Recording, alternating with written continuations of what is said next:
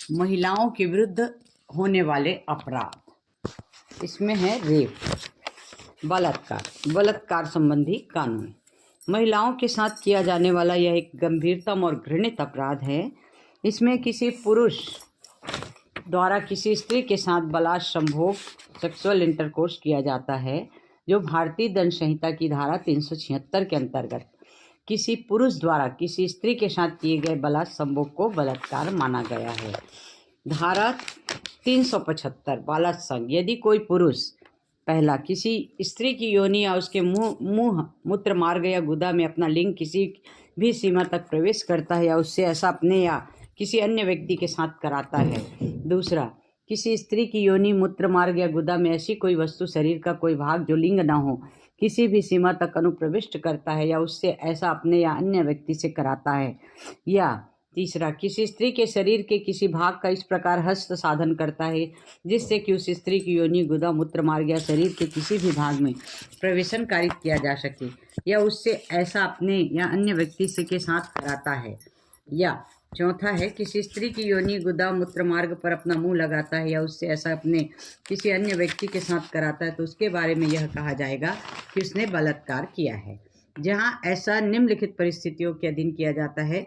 पहला, उस स्त्री की इच्छा के विरुद्ध, उस स्त्री की सम्मति के बिना, उसे मृत्यु या उपहति कारित करने के भय से, और उसकी विकृत चित्त या मत्तता की अवस्था में उसे अपना पति बताकर, जब वह 16 वर्ष से कम आयु की हो, तब सम्मति या बिना सम्मति के किया गया हो।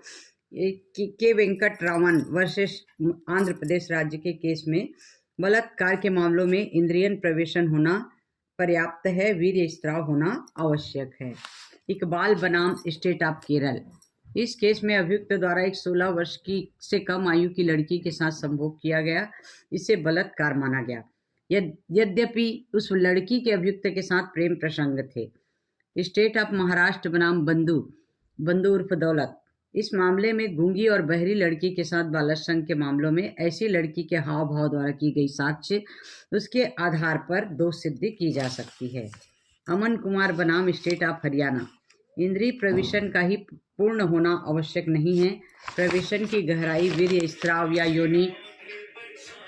योनि पटल पर विदार्य होना या न होना आवश्यक नहीं है। स्टेट ऑफ तमिलनाडु बनाम रवि नेहरू के मामले में अभियुक्त द्वारा एक 5 वर्षीय बालिका की योनि में बलपूर्वक लिंग डाला गया, जिससे उसके लिंग पर घाव हो गया, इसे बलात्कार माना गया।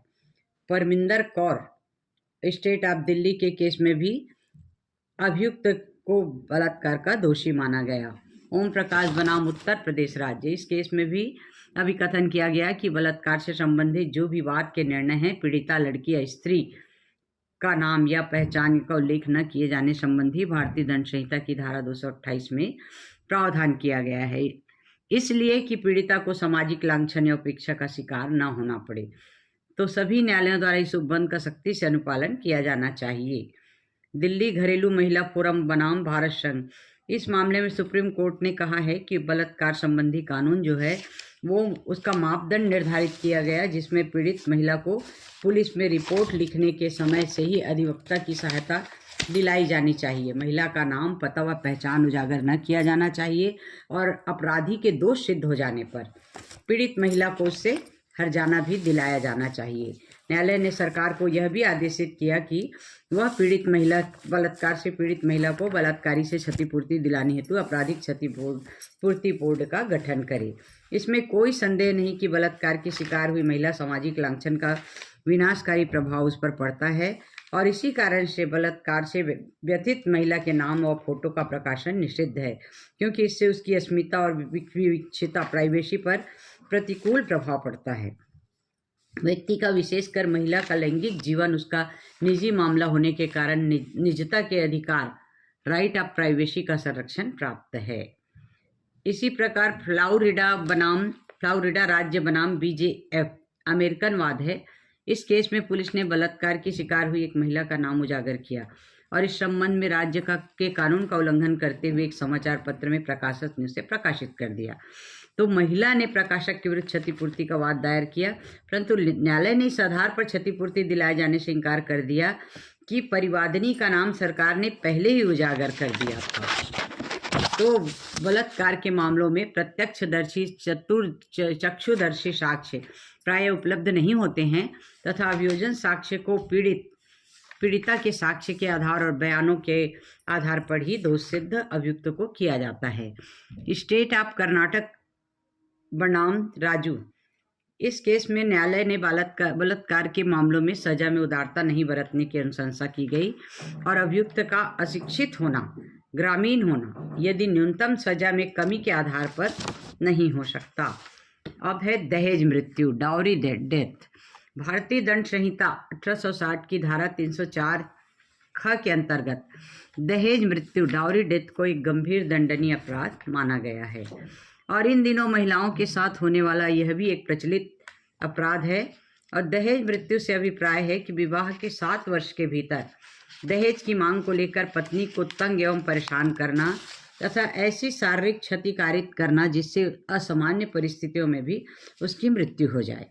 इस प्रकार दहेज मृत्यु के अपराध के गठन के लिए मुख्य रूप से निम्नांकित बातें आवश्यक है। पहला है विवाह के 7 वर्ष के भीतर, दूसरा दहेज की मांग करना, तीसरा दहेज की मांग को लेकर मृत्यु के ठीक पूर्व उसे यातना देना, चौथा है परिणाम स्वरूप उसकी मृत्यु हो जाना।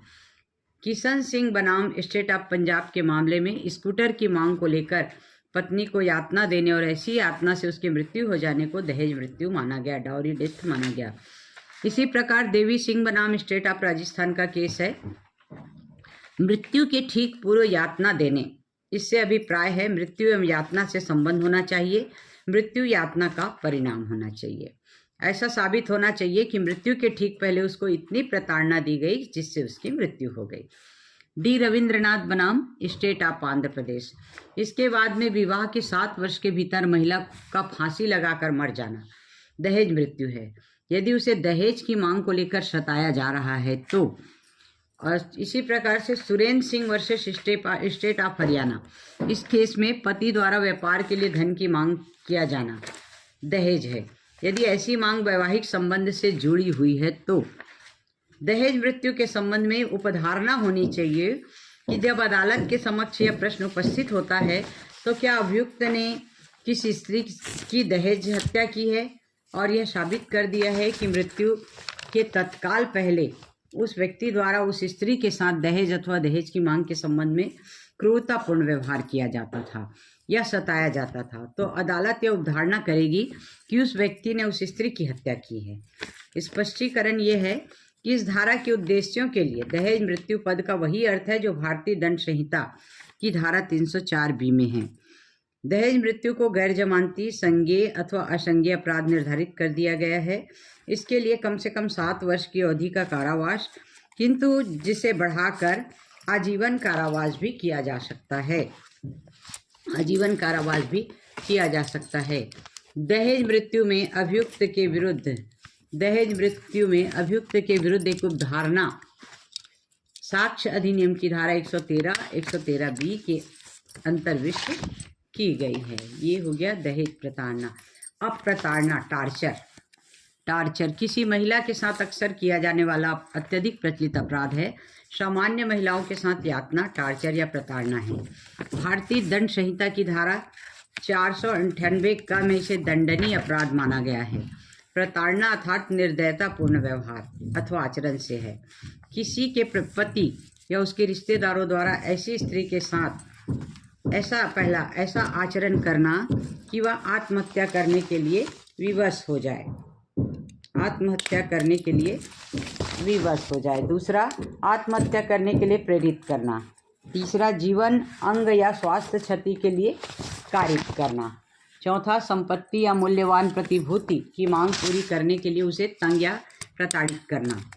पवन कुमार वर्सेस हरियाणा राज्य के केस में वधू को ताने मारने, उसके साथ दुर्व्यवहार करने, उसे मानसिक क्लेश पहुंचाने आदि को निर्दयतापूर्ण व्यवहार माना है। शिवानंद मलप्पा कोटी वर्सेस कर्नाटक राज्य, इस मामले में किसी भी स्त्री के साथ संपत्ति अथवा मूल्यवान प्रतिभूति की मांग करते हुए उसे यातना देना निर्दयतापूर्वक आचरण है। बन्ही शिखा राय बनाम सोमनाथ राय के मामले में दहेज की मांग को लेकर पत्नी को यातना देना और उसे अपने अपने चाचा के साथ रहने के लिए विवश करना, अपने साथ नहीं रखना आदि निर्दयतापूर्ण व्यवहार है। निर्दयता के ऐसे और अनेक कार्य हो सकते हैं। निर्दयता में शारीरिक एवं मानसिक दोनों प्रकार की निर्दयता होती है। PM Sawal versus state of Gujarat के केस में सुप्रीम कोर्ट ने कहा है कि किसी भी विवाहित व्यक्ति द्वारा किसी अन्य महिला से घनिष्ठता उसकी विवाहित पत्नी के प्रति निर्दयता नहीं है। Shrimati Anusuiya versus state of Madhya Pradesh के मामले में पति एवं सास ससुर द्वारा दहेज की मांग को लेकर मृतिका को यातना दिए जाने से उसने विष पान कर मृत्यु कारित कर ली। इसे धारा 498A के अंतर्गत पति एवं सास ससुर की निर्दयता मानी गई। व्यपहरण एवं अपहरण। व्यपहरण किडनैपिंग, इसका अर्थ है किसी भी व्यक्ति को उसकी इच्छा के विरुद्ध अथवा यदि वह अवयस्क है तो उसके संरक्षक की इच्छा के विरुद्ध उठाकर ले जाना। किडनैपिंग। व्यपहरण पद की उत्पत्ति किड का अर्थ है बच्चा, नैप का अर्थ है चुराना, दो शब्दों से बना है किडनैपिंग। व्यपहरण शब्द का अर्थ है बच्चा चुराना, तथापि इस पद का प्रयोग केवल बच्चा चुराने तक सीमित नहीं है। इस पद का विस्तार इस कोटि तक अन्य अपराधों तक भी है। व्यपहरण के प्रकार 359 धारा 359 के अनुसार व्यपहरण दो प्रकार के होते हैं। भारत में व्यपहरण धारा 360, वैध संरक्षण के विरुद्ध अपहरण, वैध संरक्षक के से व्यपहरण धारा 361। भारत में व्यपहरण धारा 360, इसका अर्थ है कि किसी को उसकी सहमति के विरुद्ध भारत की राज्य क्षेत्रीय सीमा के बाहर ले जाना। धारा 360 के अंतर्गत यदि 16 वर्ष से कम उम्र के किसी लड़के या 18 वर्ष से कम उम्र की किसी लड़की को उसकी सहमति से या भारत की किसी भी राज्य क्षेत्रीय सीमा के बाहर ले जाया जाता है तो इसे अपराध माना गया है। वैध संरक्षण से व्यपहरण धारा 361। भारतीय संरक्षण की धारा 361 के अनुसार 16 वर्ष से कम उम्र की किसी लड़के या 18 वर्ष से कम उम्र की किसी लड़की या असंतुलित दिमाग वाले किसी व्यक्ति को बिना उसके संरक्षक की सहमति से बहकाकर या जबरदस्ती उठाकर ले जाना व्यपहरण कहा जाता है। इस धारा का एक अपवाद है कि जिसमें निर्धारित प्रावधान के अनुसार यह धारा किसी ऐसे व्यक्ति द्वारा किए गए कृत्य पर लागू नहीं होती है जो सद्भावना पूर्वक यह जानता है कि वह किसी अवैध बच्चे का पिता है, अथवा जो सद्भावनापूर्ण यह मानता है कि वह ऐसे बच्चे की वैध अभिरक्षा का हकदार है, बशर्ते इस प्रकार का कृत्य किसी अनैतिक या अवैध उद्देश्य के लिए नहीं किया गया हो। इसके अनिवार्य घटक हैं। धारा 361 के अंतर्गत व्यपहरण अपराध माने जाने के लिए निम्नलिखित घटकों का पूरा होना जरूरी है। क्या है? पहला, 16 वर्ष से कम उम्र के किसी लड़के या 18 वर्ष से कम उम्र की किसी लड़की या संतुलित दिमाग वाले किसी व्यक्ति को बहकाकर या जबरदस्ती ले जाना। दूसरा, जबरदस्ती ले जाना या बहका कर ले जाना किसी व्यक्ति के वैध संरक्षण से किया गया होना चाहिए। वैध संरक्षक की सहमति के बगैर ले जाना, टेकिंग, इस शब्द का अर्थ है जबरदस्ती ले जाया जाना। बहकाना शब्द का अर्थ है किसी तरह फुसलाकर ले जाना। व्यपहरण अपराध का दोष निर्धारित करने के लिए इस अपराध के लिए प्रयुक्त ले जाना और बहकाना शब्दों का प्रयोग एक ही तरह से लागू होता है। रामदास वर्सेस मध्य प्रदेश राज्य के केस में लड़की ने अभियुक्त को मजबूर कर उससे शादी की और शादी को पंजीकृत करवा लिया। जब लड़की ने अपने माँ बाप को इस शादी की खबर दी तो उसके पिता ने एक कमरे में बंद कर लिया अपने आप को और लड़की कमरे में किसी तरह उस कमरे से निकल आई और अभियुक्त के साथ रहने लगी। अदालत ने अभियुक्त को दोष मुक्त करार दिया क्योंकि इस मामले में बहकाने या जबरदस्ती ले जाने जैसा कोई तत्व ही मौजूद नहीं है जिससे कोई अपराध बनता। व्यपहरण के लिए निर्धारित दंड, धारा 363 में व्यपहरण के अपराध के लिए दंड का प्रावधान निर्धारित किया गया है। कोई व्यक्ति जो किसी व्यक्ति का भारत से या किसी व्यक्ति के वैध संरक्षण से व्यपहरण करता है उसे 7 साल तक के कारावास की सजा दी जा सकती है। साथ ही वह व्यक्ति जुर्माने से भी दंडित किया जाएगा या दोनों से दंडित किया जाएगा। अब है अपहरण। अपहरण का अर्थ है किसी व्यक्ति को जबरदस्ती या भी प्रेरित कर किसी स्थान से जाने के लिए मजबूर करना, विवाह आदि के लिए विवश करना, किसी भी स्त्री का अपहरण करना महिलाओं के विरुद्ध अपराध है। भारतीय दंड संहिता 1860 की धारा 366 में इसे दंडनीय अपराध माना गया है।